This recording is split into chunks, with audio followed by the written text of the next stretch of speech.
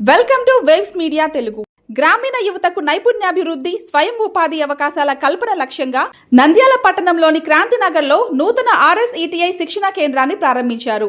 ఈ కార్యక్రమంలో నంద్యాల ఎంపీ బైరెడ్డి శబరి, జిల్లా collector G Rajakumari, Union Bank regional head D Anil Kumar పాల్గొన్నారు. ఈ సందర్భంగా గ్రామీణ నిరుద్యోగ యువతకు ఉచిత నైపుణ్య శిక్షణ అందించి బ్యాంక్ రుణాల సహకారంతో స్వయం ఉపాధి అవకాశాలు కల్పించడమే RSETI ప్రధాన లక్ష్యమని తెలిపారు. యువత, మహిళలు ఈ కేంద్రం సేవలను సద్వినియోగం చేసుకుని ఆర్థికంగా స్వావలంబన సాధించాలని పిలుపునిచ్చారు. గ్రామీణ ప్రాంతాల్లో ఉపాధి అవకాశాల పెంపు, పారిశ్రామికవేత్తల తయారీలో ఈ కేంద్రం కీలక పాత్ర పోషిస్తుందని పేర్కొన్నారు.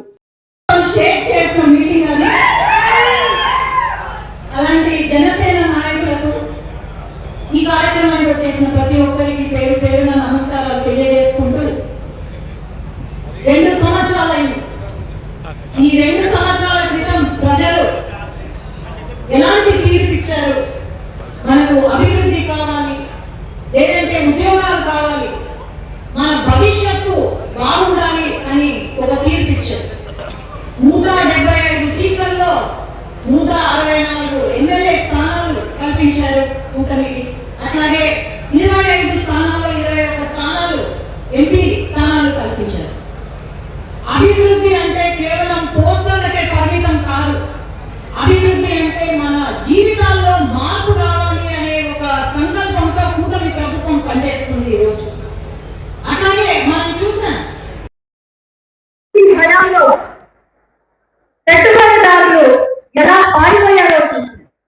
అట్లే ఈ 2 సంవత్సరాలు మాత్రం పెట్టుబడిదారులు ఎలా వెతుక్కుంటూ మన రాష్ట్రానికి వస్తున్నారో గమనిస్తున్నాం. ఈరోజు అభివృద్ధి అంటే కేవలం ఒక ప్రాంతానికే కాదు, 3 ప్రాంతాలకు, అక్కడ ఉత్తరాంధ్ర, కోస్తా, రాయలసీమ కూడా వికేంద్రీకరణ చేస్తూ సమానంగా అభివృద్ధి చేయాలనే ఒక సంకల్పంతో ముందుకు వెళ్తుంది. అటు ఉత్తరాంధ్ర విశాఖపట్నం ఐటీ హబ్ అయితేనేమి, అట్లాగే అమరావతి కోటలు అయితేనేమి, రాయలసీమ ఒక horticulture hub, electronic hub, green energy hub అయితేనేమి, రాయలసీమ ఒక రత్నాలసీమగా, రాయలసీమలో ఉండే వాళ్ళందరూ కూడా రాయలగా బతికేలాగా మన ముఖ్యమంత్రి గారు అలాగే కూటమి ప్రభుత్వం ముందడుగు వేస్తుంది. మనం గమనించిన అమరావతి ఒక రాజధాని, 5 సంవత్సరాల కాలంలో రాజధాని లేని రాష్ట్రంగా బతికేది. ప్రతి ఒక్క రాష్ట్రం కూడా మన వైపు చూసి నవ్వారు.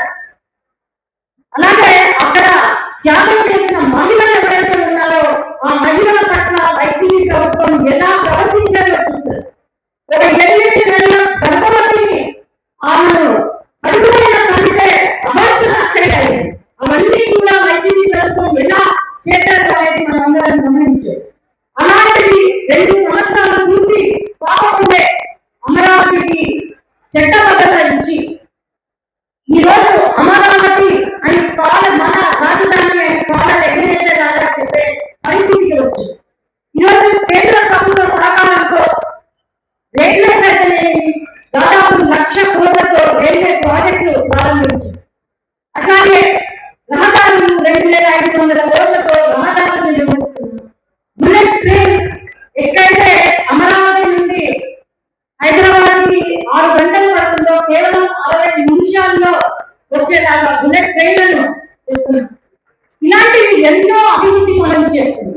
అట్లాగే రైతన్న, మన ఎన్టీ రామారావు గారు రైతన్నకి ఇచ్చే గౌరవం ఆయన సంస్కారంగా భావించారు.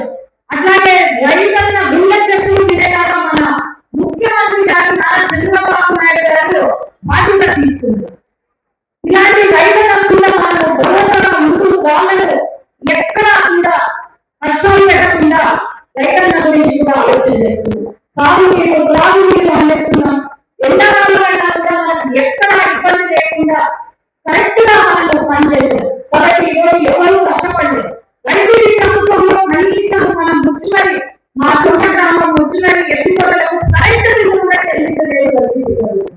అలాంటి వైసీపీ వాళ్ళు ఈ రోజు మొన్న ఏదో 10 వేల గుంటంట 2 సంవత్సరాల 2 ఉన్నాం.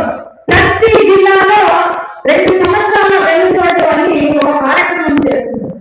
ఎందుకంటే ఈ కార్యక్రమం చేస్తున్నారు, మా అభివృద్ధి మహిళలుగా ఈ 2 సంవత్సరాల్లో నేను చెప్పగలిగితే కనీసం 1000 కేజీల గుర్తు వస్తాయి. అది మా కూటమి ప్రభుత్వం. అట్లాగే మహిళలకు ప్రాధాన్యత ఇస్తూ మొన్న చూశారు, మహిళా బిల్లుని ప్రవేశపెట్టాలని పైన కేంద్రంలో ఆలోచన చేస్తే వైసీపీ ప్రభుత్వం ఏం చేసింది? ఈ ఎన్డీఏ ప్రభుత్వం కాకుండా ఇతర పార్టీలు కూడా మహిళలు నిలబడాలి, మహిళలు చట్ట ఉండాలి, లేదంటే లోకసభలో నిలబడాలి అని ముందుకు వస్తే అందరూ కూడా సపోర్ట్ చేస్తే వైసీపీ వాళ్ళు సపోర్ట్ చేయకుండా కామెడీ షో అంటారు, మావి ఇది వీళ్ళు చేసేవారు. అట్లాగే మహిళల పైన మాట్లాడుతున్నారు. అమ్మ చెప్పినట్టు, చరితమ్మ చెప్పినట్టు నేను అనితమ్మ గారి పైన మాట్లాడారు. అరే ఒట్టు కాటుకాడే నేను ఒకటే